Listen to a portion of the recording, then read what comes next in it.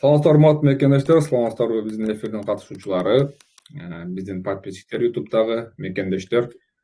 Кабарыңыздар бар, кече жакында Путин узарткандыгы тууралуу жанагы 10 сентябрга рейстерди жаңылап алуу урегулирование закон боюнча узартышты.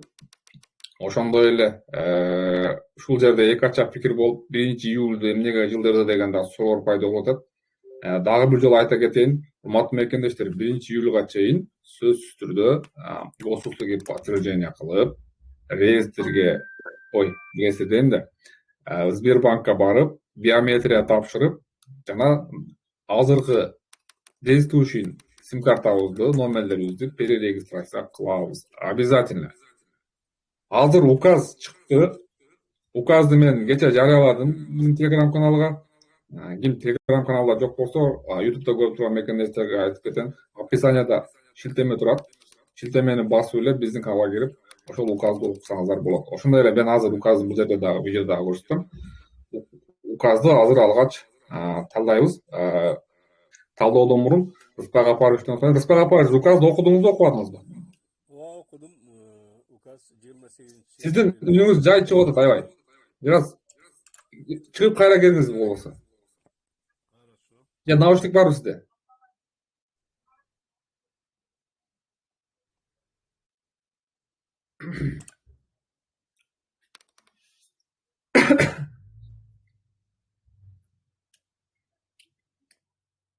Кайра кирдим. Все, вот эми жакшы болду. Рыспак Апарович, ошол указды окудуңуз. Указ боюнча оюңуз кандай?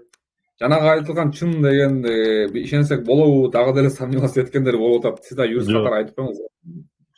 Жок, указ президент катарынан Россия Федерациясынын президенти Путин ушул 28 февралда кол койду. Баары туура ошол. Шек саналыш керек. Апрелде, 28 апрелде кол койду. Апрелде кол коюлду. Все, отлично. Эми мындай, азыр демонстрация экрана кылам. Демонстрация экрана кылам. Мына указды көрүп турасыздар, бардыңыздар. Указ президента Российской Федерации деп турат. О внесении изменений в указ президента Российской Федерации от 30 декабря 23, там номер закона 1126 о временных мерах по урегулированию правоположения отдельных категорий иностранных граждан лиц без гражданства Российской Федерации в связи с применением режима высылки. Түшүндүңүздөр, буну окугансыздар, баарыңыздар көргөнсүздөр. Ошол жерде тактап кетүүчү моменттер бар да, ошон үчүн атайын эфир уюштуруп ушуну айтып коеюн дедим. Көпчүлүк мына биринчини окуйлу, биринчи пунктте. Өсүдөгү внести в указ президента ал түшүнүктүү эле да, ошо үйдөгү тема. Деп атат, в пункте 1 слово по с 30 апреля 2025 года заменить словами по 10 сентября 2025 года деп атат. Бул эмне? Бул деген урматтуу мекендештер. Азыр дагы бир слайд көргөзөйүн сиздерге. Карап туруңуздар. Булчу кайсыга өзгөртүү кирилген, урматтуу мекендештер, карап алыңыздар мынакей. 10 деп атат да пункт. Министерство здравоохранения Российской Федерации с 1 января по 30 апреля деген жерде ушул жерге өзгөртүү киргизип атат да буларчы. Көрдүңүздөр, Ошону 10 сентябрга чейин жылдырып атат. Ана пункт Б деп атат. Пункт Б'да ушул. Азыр пункт Б'ны көргөзөм сиздерге, урматтуу мекендештер.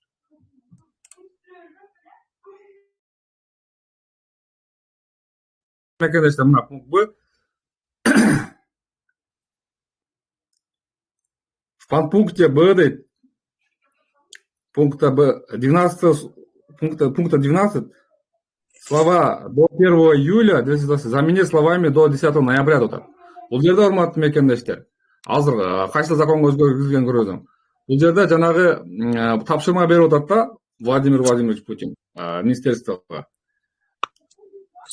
Иш чараларды өткөзүп деп атат 30 апрелге чейин. 1 июлда мага ошо кандай эмнелер кылынган тууралуу отчет бересиңер деген указание берип атат. Ал жакачы. Ошол указанияга гана өзгөртүү киргизип атат да буларчы. Бул жерде жанагы сим карта тууралуу эч кандай маалымат жок. Сим картаны биз обязательно 1-июлга чейин перерегистрация кылышыбыз керек. Биометрия тапшырышыбыз керек Сбербанк аркылуу. И кайсы банк регистрация болсоңуз ошол банк аркылуу урматтуу мекенечтер. Ушул жерди адаштырбаңыздар. Мен азыр ошол кайсыл жерге өзгөртүү киргизгенимди айтам. Муну эстеп калдыңыздар, а вот Б, подпункте Б деп атат. Пункта 12 слова до 1 июля 2025 года заменить словами до 10 ноября 2025 года деп атат. Урматтуу мекенечтер. Мен болушунча аракет кылдым силерге түшүнүктүү кылышка. Азыр беркилсин көргөзөйүн. Кайсыл жерге өзгөртүү киргенин. Мынакей урматтуу мекенечтер, мына пункт Б турат. До 1 июля 2025 представить президенту Российской Федерации доклад о результатах реализации настоящего указа о предусмотренных законодательством Российской Федерации мерах деп атат. Көрдүңүздөрбү? Ошол пункт 2деги мераларды булар 1-июлга чейин мурунку закон боюнча да 30 апрелге чейинки действующий указ боюнча 1-июлга чейин булар ошондой эмне берип атат. Президентчи мага доклад кыласыңар депчи. Ушуну гана булар 10 ноябрга жылдырып атат да. Ушул жерде адашпашыбыз керек, урматтуу мекенечтер.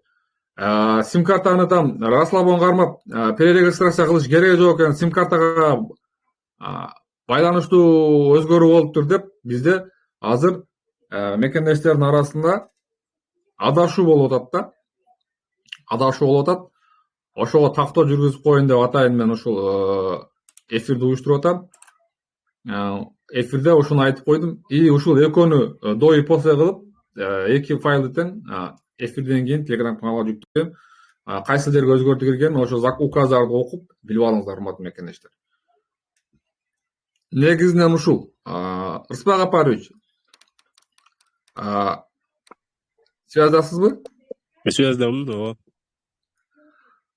Көрдүңүз, мен ошол айткандар боюнча толуктоолор барбы сизде, кандай?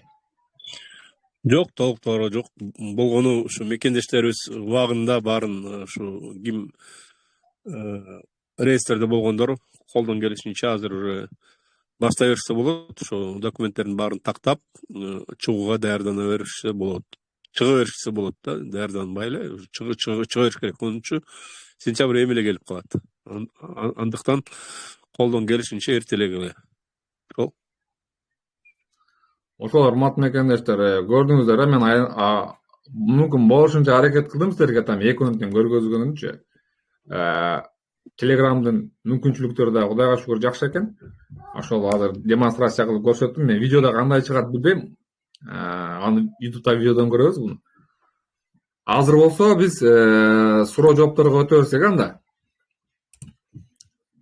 Урматтуу мекендештер, формат мурункудай эле. Кол көтөрөбүз, микрофон жагып сурообузду беребиз и дальше кетебиз да.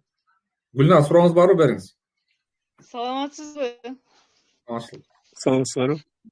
Өзүм гражданин РФ, анан апама ГПХ жасаткам да, правовой гражданство договорчу. Ошол менен продлить этип жүрөм жылына. Бирок мен эч кандай налогого барып, налог төлөп эч нерсе кылбайм да. Бунун зыяны тийбейби же барышым керекпи? Уведомление бирок ФМСтен алганбыз. Азыр МВД деп коет го. Бул силердин договоруңар кандай түзүлгөн условиясына жараша болот, текстине. Ошол текстте эмнеде жазылган болсо ошого карап айтылат да. Азыр мен айта албайм силерге. Помощник по хозяйству деп жазылган да. Жок, помощник по хозяйству жазыла берет. Подпункттардын эмне деп жазылат, налог боюнча эмне деп жазылган, алар жөнүндө бизде кабар жок. Сизде кийин проблема болушу мүмкүн, бирок заранее эстетип коеюн. Налог жагын тактаңыздар. Мен налог төлөшүм керекпи ошондо ар бир немеге, ушундай ГПХ жасаганым үчүн? Апаңызга жасап бердиңиз. Апаңыз Кыргызстан гражданин или сизби? Апаңыз, Апаңыз. Сиз төлөбөйсүз негизи. Биздин схема боюнча, биз жасаган боюнча апаңыз төлөйт. Анан ким кандай кылат? Ал жагын мен айта албайм. Сизге ким жасап берди аны, ким кайчан бланк алдыңыз, мен аны билбейм. Ошон үчүн мен сиздин Данный сиздин договоруңуз боюнча айта албайм эч нерсе. Себеби мен тааныш эмесмин. Сизде личкаңызга жөнөтүп койсом болобу договорду? Пункттарын окуп көрөсүзбү же сизде болсо мага таттап койсоңуз? Мен комментарий бербейм, мен юрист эмесмин, Гүлназ. Мен башка договордорго комментарий бере албайм, потому что мен юрист эмесмин. Андай мындай деп айта албай киргизе албайм. Жөнөтүп койсоңуз салыштырып көрсөмбү дегенмин да. Жок, жөнөтө албайм. Рахмат. Так, Дорик. Дорик, бериңиз. Assalomu alaykum. Алейкум ассалам. Men bak zapret boyunca suraydım dedim men tuğanım zapretga tushgan bolsa da. Запрет на въезд в Россию 3 yılga. Так. Бирок ал чыгып кеткен эмес да, карасаңчы 3 yıl уже майда бүтөт мөөнөт запрет мөөнөт. Ошо мөөнөт бүтсө запрет ачылабы же ачылбайбы? Бирөө айтат, сен Россиядан чыгып кеткенден кийин эсептеп башталат депчи. 10 күн калды да, протоколдо жазып койгон 7-майга чейин деп запрет. Ошол 7-майдан кийин ачылабы же ачылбайбы? Жок, ачылбайт. Ал башка түрдө жооп берет. Аны полиция өздөрү чечишет, сотко беришет алар. Эгерде ал киши кармалып же болбосо ошол кишилер менен байланышсачы, полиция менен. Негизи мен азыр билишим боюнча азыр айта албайм кайсы статья, кайсы закон кирди депчи. Сөз менен айтып атышат. Мен кабардар жакшы боло элекмин, бирок ушул сөз жакында пайда болду. Баары биздин чыккан граждандарды, биздин мекендештерди баарын азыр так баарын эмне кандай регистрациясы болгон эмес дегенден бери текшерип атыптыр дегенди уктум да. Именно кайсы аэропорт же кайсы КПП автодорожный текшерип атканын билбейм, бирок азыр ушундай маалыматты уктум. Бул официальный маалымат. Бирок кайсы законго карап же мурда эле иштеп аткан закондор баары эле күчүндө да аларчы. Ансарындай баары биздин мекендештерди ушу кетип атканда полностью документтерин текшерип атыптыр. Бул бала тем более запретке түшкөндөн кийин ошол убакытта же болбосо сотко бериш керек эле 10 күндүн ичинде на апелляцию да, жалобу. Же болбосо азыр мурда чыгып кетиш керек эле. Эми бүткөндө дагы уже бүтүп калса 3 жылга запрет деп 3 жылга деп жазылып турабы ошол жерде запрети? Bir yıl biz sudка берген болчубуз. Sudка берип bir yıl мөөнөттө суд болуп анан проиграли да. 1 жыл суд эмеси кагазы менен жүрүп анан 2 жылдан бери без документ жүрөт. Суд чечпей койду. Районныйга өткөн эле, анан районныйдан не удовлетворен деди эле. Если что, можете жаловаться в городской суд деди. Анан все равно проиграем, основания жок болгон себептен кайра ташкан жок. Ошол убактан бери жүрөт да. Бирок протокол ошо суд болгон убакта биз бардык документтер менен таанышканбыз. Бизге көрсөткөн протоколчу именно. Ошол с этого числа, а именно до 7 мая 25 года запрещается въезд деп жазылып турат. Именно с подписания протокола деп жазылып турат да. Со дня подписания протокола запрещается въезд именно до 7 мая 25 года деп жазылып турат протоколда. Анда чыксын, кайра ошо 28 майда кайра кирсин. Ошону азыр жүрөт. Анан еще проверка кылабыз.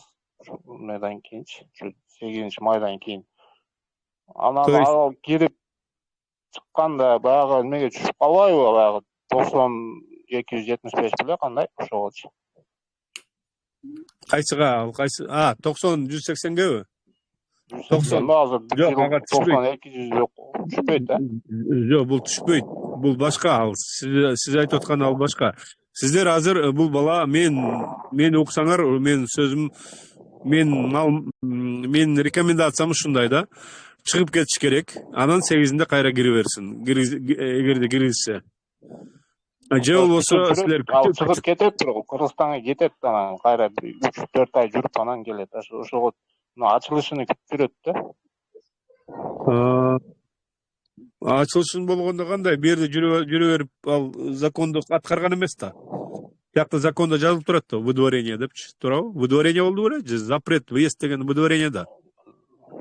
Автоматически списка түшкөн болчу да, баягы штраф боюнчачы. Ал кармалып эме болгон эмес, просто өзүбүз текшердик, базадан текшергенде черный списка чыккан. Сотко бердик, апелляцияга. Сот карап чыгып, у вас нет основания, чтобы чечиш үчүн дедиле. Анан 3 жолу сот болуп, 3-чү жолу сотко барганда МВДдан да баягы инспектор келип, мы против, чтобы чечиш үчүн деген эле. Эми баягы кредит баягы ситуацияларды түшүндүрүп, баягы соттан кийин баягы инспектор менен сүйлөшкөндө аккуратно жүрө бер деген да. Ошол жүрөт. 2 жолу кармалып эми сүйлөшүп чыккан. Меденчи? Жок, закон түрүндө мен как юрист айтып атам, ал ошол нерсени аткарыш керек болчу.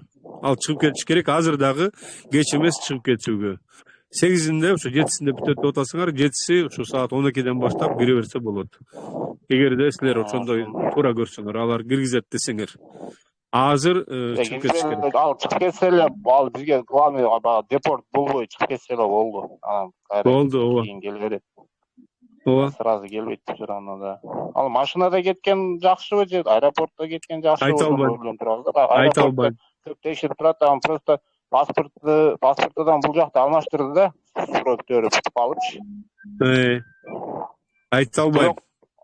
Бирок запретке ошо жаңы паспорт менен түшкөн, потому что жаңы паспорт алгандан кийин запрет болгон да. Бирок базада бар ал паспорт. Ошо милдеттүү түрдө чыгып кетиш керек. Кийинки убактысы, ал кийин убакыт көрсөтөт. Ошол кандай болуп турганын мен азыр айта албайм. Рахмат чоң. Ийгилик. Жакшы. Абайлаңыздар, эми машина менен келсе мен ойлойм бир аз тынчыраак чыгат го деп, потому что бир аз ал жерде эме болсо болот да, сүйлөшсө. Аэропорт бир аз строгийраак да. Ошо эми билбейм, карап көрөсүздөр өзүлөр. Не юридический совет булчу. Мерим Жаныбекова бериңиз, андан кийин Баку.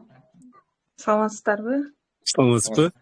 Мен суроом реестр боюнча 6 жашка толот балам сентябрда, азыр 5,5 да. Ошол реестрге түшүп калган. Регистрациясы жок болчу эч кандай. Азыр эми 10 сентябрга жылды деп атат го. Ошого биз майда чыгып кетмекпиз. Анан кайра эмес, бирок 2 айдан кийин кирсек кире алабызбы? Где-то июльда же киргизбей коебу? Же аны реестрден чыгарыш үчүн кирип эле, чыгып эле же кайра сразу кирип биз закондошушубуз керекпи, кандай болуп калат? Жок, сиз азыр майда чыгып кетип атасыз да, июнда деп атасызбы, майдабы, кайсы айда кетип атасыз? Майдын 20-лары чыгабыз, чыгып кетебиз. Макул, кете бериңиздер, бирок келгениңиздерде ошол 10 сентябрга чейин келсеңиздер, убактыңыздар болот. Анан реестрден в любом случае чыгарып туруп, анан регистрация башка жолдорун бүтүрөсүздөр да. Келгенде биринчи регистрациядан баштайсыңар да в любом случае. Киргизе берет 10 сентябрга чейин. Бул дагы баягы эле сөз. Амнистия деп айтып атышпайбы эле. Ошо амнистияга кирет. Поэтому спокойно чыгып кете берет. Проблем болбойт. Болгону сизде убакыт бар экен да. Сиз ал убакытты өзүңүзгө пайда кылбай, түшүнө албай атам да, сиз өзүңүз эмнеге азыр кылгыңыз келбейт? Убактыңыз болуп атпайбы 20 майга чейин? Болгону бир күндүк эле нерсе да, бул регистрация кыласыз баланы?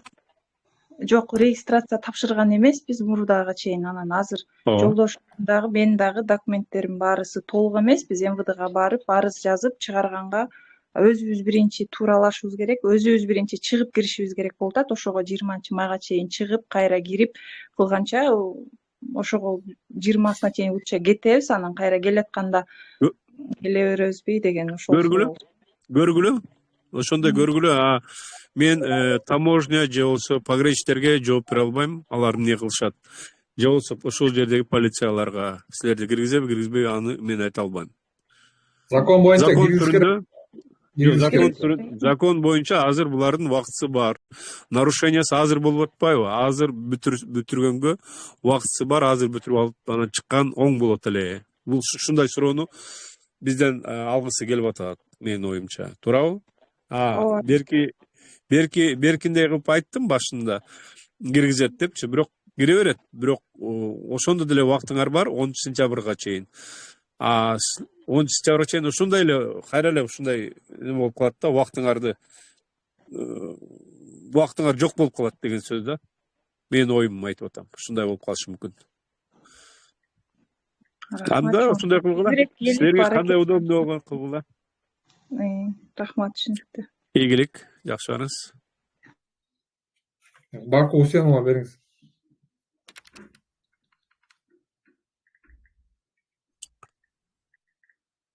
Саламатсыздарбы? Саламатсызбы? Мен быйыл могу жылы январдын 13-үндө Сахарвага баргам да кызыл карточка алыш үчүн. Барсам, алганы барганда мени кармап кетишти милициялар. Эмне себептен кармадыңар десем, Сахарвада bir күн алып жатышты.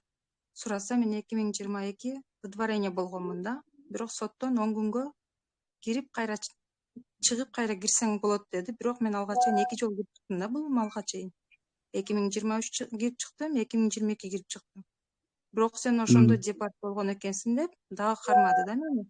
10 күндө жалп жазсаң болот деди, 10 күндө жалп жаздым. Кыргыз юристтерден жалдадым.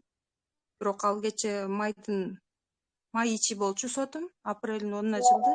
Бирок мага юрист толук неме айтпады да. Кечеге экинчи штрафымды бир ай келе төлөп чыкты. 14 адам болдук ошол жерде выдворение. Штрафты только бир адам кирип төлөп чыксын деди. Бир адам төлөп чыкты да. Мага эми ошону юрист айтып атат. Сен өзүңүн атыңан төлөнбөй, башка бирөөнүн атынан төлөнүп калыптыр. Тиги жерде атың менен отчествоң жок экен, просто Усеновада эле турат деп ошону айтып атат да. Бирок мен буга чейин рестерге түшүп кайра чыктым. Юрист айтып атат, сен рестерден чыкпашың керек болчу, сен выдворение болгонсуң деп атат да. Вообще түшүнүксүз болот. Кандай кылсак болот? Юрист айткандарды кыла бересиз. Биринчиден акчаңыз боюнча, штрафыңыз боюнча чын эле ошол фамилияңыз жазылып калганды айтып атса, жазылып калган ошондой. Мен аны түшүнүп турам, себеп дегенде ал сиз өзүңүз барып төлөгөн эмессиз, сиз өзүңүз сөзүңүздө айтып атасыз, ошо бала чыгып төлөгөн депчи, туурабы? Ошо соттун жардамчысы келип айтты, баарыңар пытрап кирбестен бир гана адам төлөп кирсин деди да. Ошондо туура жазыш керек эле. Ал юристтин айтуусу боюнча туп-туура сөздү айтып атат. Ал сиздин фамилияңыз эле жазылган, сизге тиешеси жок деп юрист туура айтып атат. Аны кандай восстановление кыласыңар, кайра оспорить этесиңер или возврат кыласыңар, акчаны кайра төлөйсүңөр, ал жолу бар. Андай жолу бар, юрист айтып берет. Берки контроль реестрден чыгып алдым деп атасызбы? Киргенсиз, анан чыгып кеткенсиз. Ал туура айтып атат юрист, себеп дегенде сиз ал кандай аны кылбай эле койсоңуз болмок деген сөздү айтып атат да алчы. Ошол контролдо сизге керек, сиз башка жарансыз деп атат. Сиз жарандык немеңиз жанагы азыр дагы ошондой учурда турасыз да, сизчи азыр выдворенияда турасыз азыр делечи. Туурабы? Ооба. Бирок жалоба жаздыңыз азыр, Кыргыздарга текшерттим, бирок эч нерседен жок, документин таза чыгып атат деп атат да, бирок юрист айтып атат, бирок бекинип иштей берсең болот, официально иштейт экенсиң, үйүңө жакын болсо бекинип иштей бер дейт. Бирок кийин мага мындай кыйын болбойбу, милициялар кармаса? Кармайт да, кармаса ошондой эле болот. Кайра эле сизди немеге алып барат, Сахарова алып барат, кайра эле акча төлөтөт, кайра эле выдворение болгон нерсе. Сиз аны жабышыңыз керек, ал ишти. Юрист аркылуу жаппайсызбы? Юрист жабам дедиби? Юрист жаап берем деген, мен ал менен ошо сумманы келишкен, бирок ошо кече акыркы сотто вообще мындай мынтип эле неметип койду да, мындай толук нерсе мага айтпады да. Саат 5-те решение чыгат деди, бирок 5-те мен чалсам вообще алып нормально жооп берген жок да. Өзүңүз катышкан жоксузбу? Жок, өзүңүз катышкан жок. Жок. Сен жок эле болуп коет деп айтышты да, сен келбей эле кой деп айтышты да. Өзүңүз баргыңыз келди беле же баргыңыз келбей атабы? Если бас десе мен бармакмын да. Негизи любой сотко барышыңыз керек өзүңүзчү. Бул сиздин кызыкчылыгыңыз. Ал юрист кандай юрист, эмне кызыкчылыгы бар, жаман дебейм эч убакта, башка бирөөнү эч убакта. Бирок жанында турганыңыз оң болот эле да. Башында келишкенде нотариуске барганда акчаны өкө сүйлөшкөнбүз и 1 жылга деп, доверенность 1 жылга деп коюлган да. Азыр 1 жыл эмес, уже мына апрелде эле сот болуп, уже чыгып кетишим керек экен 1 айдын ичинде. 5 күндүн ичинде дедим, 10-нан бери жүрөм да. Азыр ошо юрист чыкпай тур деп атабы азыр же эмне кыл деп атат азыр юрист? Мага юрист айтып атат, если регистрацияңды базага койсоң, жүрө берсең болот деп атат. Милицияларга түшпө, мындай кыл, иштесең боло берет, эч нерсе болбойт, кармалгынча деп атат да. Бирок кармалгандан кийин мен жооп бере албайм деп атат. Ошол эле сөздү мен азыр айттым го сизге. Сиз кайра эле кармалып калышыңыз мүмкүн. Ошон үчүн кайра эле ошол ишиңиз кайра эле козголо берет да. Ал юрист аркылуу жабышыңыз керек. Юрист эмнени түшүндүргөнүн азыр сиз айтып бере албай атасыз, өзүңүз түшүнгөн жоксуз. Менин оюмча юрист менен кайра сүйлөшүңүз, бүгүн эле азыр эле сүйлөшүңүз. Ушул эле суроолорду кайра өзүнө берсеңиз, жооп берсин. Сиз эми ал кишиге келишим түрдө өзүңөрдүн бир немеңер болду да, туурабы? Какой-то взнос болду. Мен кечээ такап сурасам, 3 штрафың бар экен дейт. Биринчи штраф ошо биринчи выдворение болгондо мен төлөгөнмүн да. Экинчиси автобус болмочу, кечээ үчүнчүсү ноғы болчу да, ошо сен 3 штраф алып калыпсың. Ошонун үчүнчүңдү өзүң төлөгөн эмессиң, башка бир адам төлөп чыккан сенин атыңан дейт да. Туура айтып атат. Себептигин андай болуп калган сиздикичи. Потому что ал киши жөн юристтер мындай жөн эле сүйлөй бербейт да. Ал четко, ясно айтып атат. Тем более сиз өзүңүз айтып атасыз, подтверждаете о том, что башка бирөө чыккан, ал киши кызыктар болгон эмес, сиздин фамилияңызды айтып койгон болду. А юридический нормада бул четко жазылып турат, сиздин аты жөнүңүз, туулган жылыңыз полностью көрсөтүлүш керек да. Андыктан сиз ал кишиге кайрылыңыз, кайрылыңыз, кайра байланышыңыз. Колдон келишинче айтыңыз, официальный түрдө мени чыгарып бериңиз депчи. Антпесе болбойт, антпесе сиз милдеттүү түрдө убакытты кеч калтырбай чыгып кетишиңиз керек. Ал срокто каралган да, выдворение канча жылга деп. Канча жылга деп каралган срогу? Мага болгону милиция айтты, 5 жылга силер кире албайсыңар, уже силерге запрет болду деп айтты да. Ооба, сиз просто ошол убакта айтып атпайсызбы, выдворение болгондо сиз штрафын төлөдүм деп атасыз, туура штраф төлөйсүз, бирок чыгып кетишиңиз керек эле. Сиз айтып атасыз, 10 күндүн ичинде мен чыктым, кайра кирдим, мага эч нерсе деген жок деп, туурабы? Ооба, документ неме аякка жетпейт, жете элек да, тиги исполнительдер. Сот чыгарганы менен судоисполнитель келет, документчи. Судоисполнитель анан кийин буну ошо органдарга жөнөтөт да, ошо аэропортко, ошол КППга жөнөтөт. Ал бир топ убакыт алат. Анан масса работы, кээде запутаться этип бир ай жатып калат документтер. Ошон үчүн сиздики ушундай болуп калганда азыр чыгышыңыз керек. Проблема болушу мүмкүн чыгып атканда дагы. Жана азыркы эле жаран сүйлөдү го, эмелеки Дорик деген бала. Ошондой эле сыяктуу сиздики чыгып кетип атканда болуп калышы мүмкүн. Ал кишиники эмес экен, бирок досум деди. Досубу же иним деди. Ансанда сиз по возможности чыкканга аракет жасаңыз. Же болбосо юристиңиз бар экен, юрист аркылуу чечишкенге аракет кылыңыз. Чечем деп атса, чечиңиз анда. Мен азыр айта албайм, чечип бере алабы, чечип бере албайбы депчи. Бирок сот карап атыптыр, сот аркылуу бүтүп атыптыр ишиңиз. Кандай бүтүп атканын мен айта албай атам да, билбейт экенмин. Чалыңыз, бүгүн чалыңыз ал кишиге азыр. Рахмат. Ийгилик. Старых жоборен агат кылып. Кудаярович берилесиң. Кудаярович суроо барбы? Biz жооп беречек да адамдар биякта күтүп кайра кетип калышты. Так, кимде суроо бар? Кнопканы басабыз, Филятов Человечек. Ассалому алейкум, байке, кандайсыз? Алейкум салам, жакшы. Мен суроом темадан бир аз узагыраак. Немеден дегем, жанагы трудовой договор боюнча уведомленияны кайсы жака барып бериш керек? Ким апарып бериш керек анан?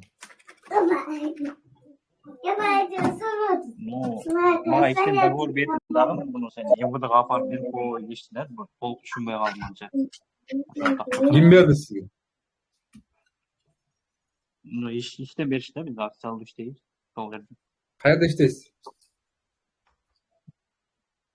Эмне жумуш иштейсиз? Москвада, под Москвада. Под Москвада. Ошо эмне жумуш? Борбу, эмне, ресторанбы, эмне?